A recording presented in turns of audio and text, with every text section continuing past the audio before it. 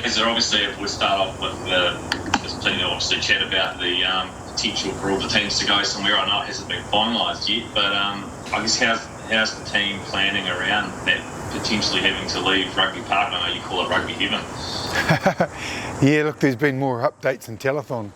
Tell you what, it's been interesting. I've stopped actually calling Colin, and he's stopped calling me until we've actually got some facts. Like it changes a lot quite quickly with the dynamics, and from cost to going to Australia to bubble at home. So we've had all options covered. So hopefully today we'll know. But we're planning. We're a step ahead in our planning for next week. If we have to head away on Sunday, Monday, or Tuesday, we'll adapt.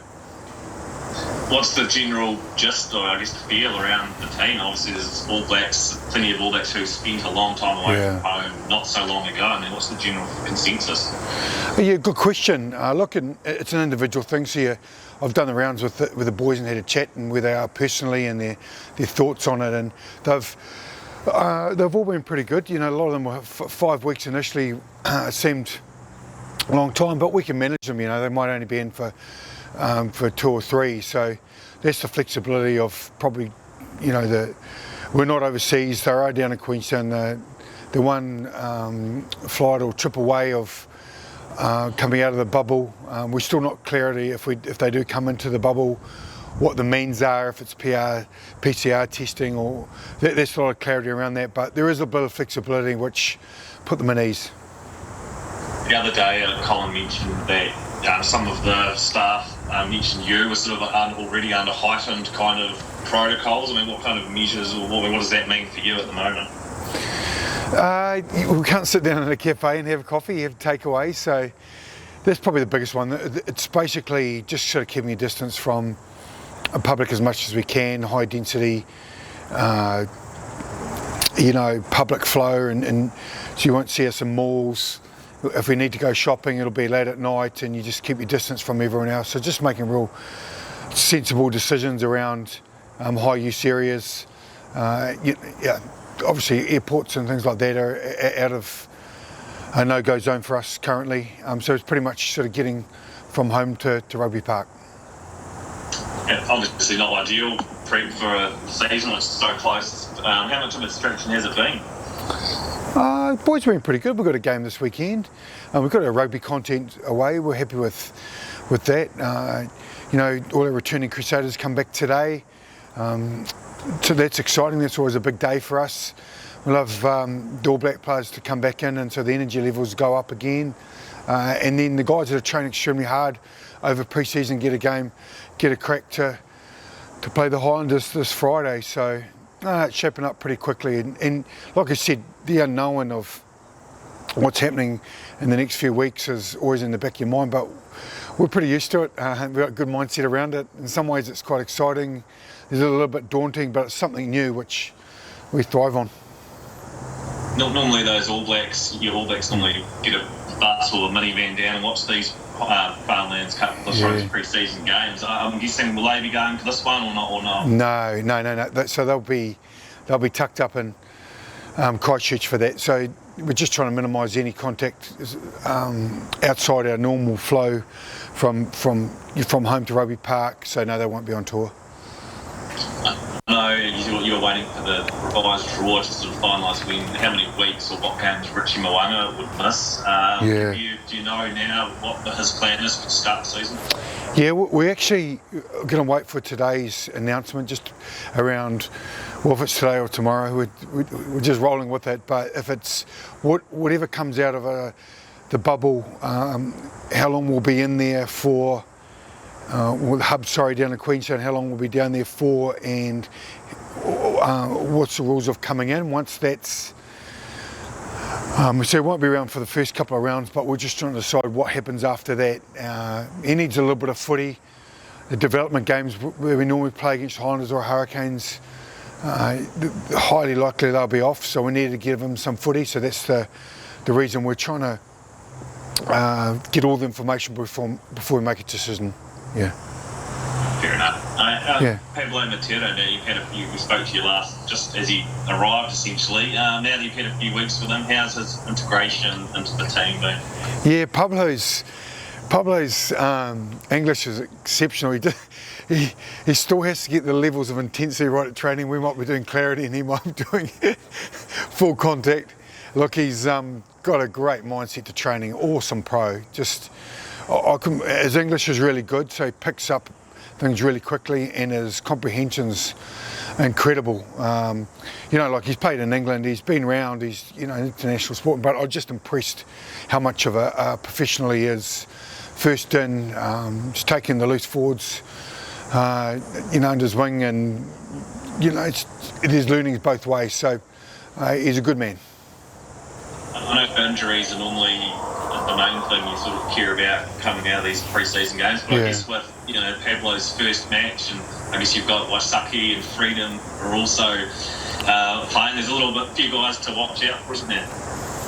Yeah, there is. It's quite exciting. The good thing about these games is that it's a chance for individuals to leave their mark and pressure on us as a coaching group and the team, because they've had so long to prepare.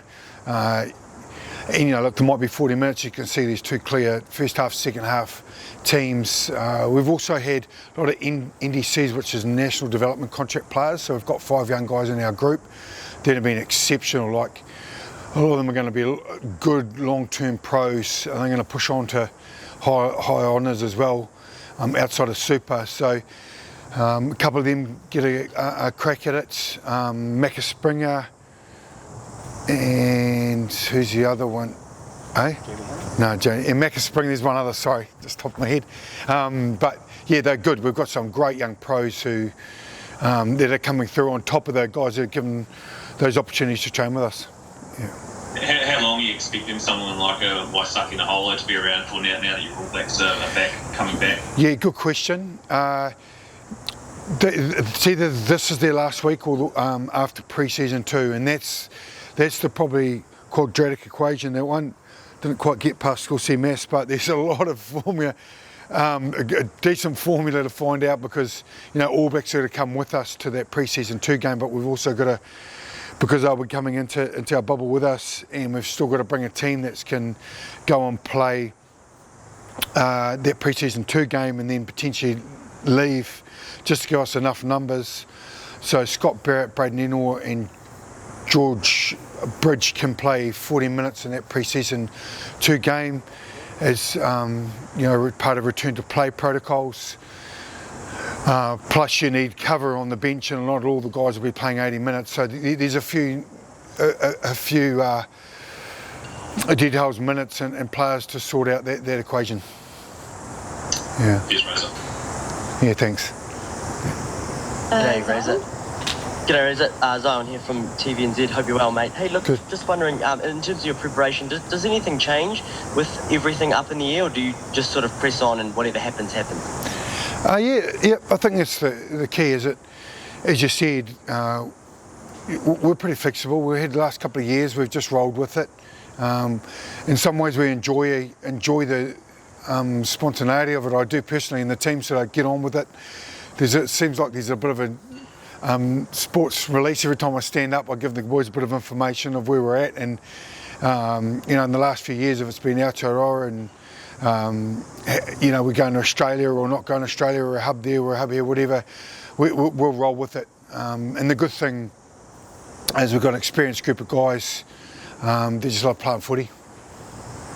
Yeah, and I guess do you get much feedback from the group about what they prefer, or I know it's out of their control whatever happens, but is there a bit of pushback sometimes, or is it just everyone's on board with whatever happens? Look, you've got to make sure you get all the facts. Look, I do a lot of work with the leadership group as well, so they're across it.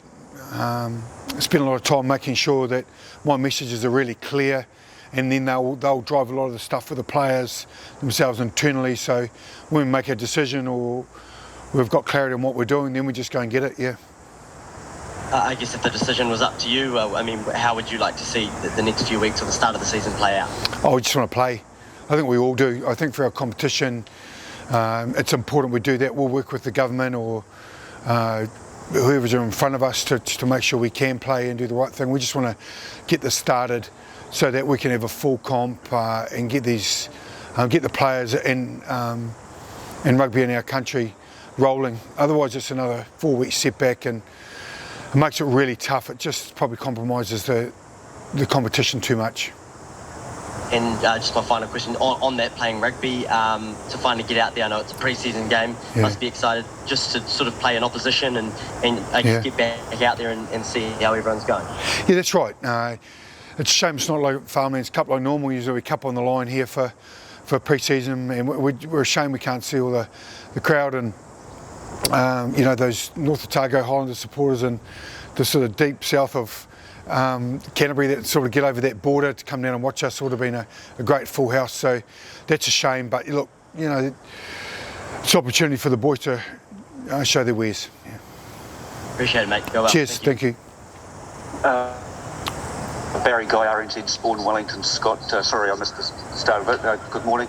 So has it been more difficult or have you know, restrictions been tougher? How have you found it in the last few weeks trying to get, you know, normality as far as training and everything is concerned?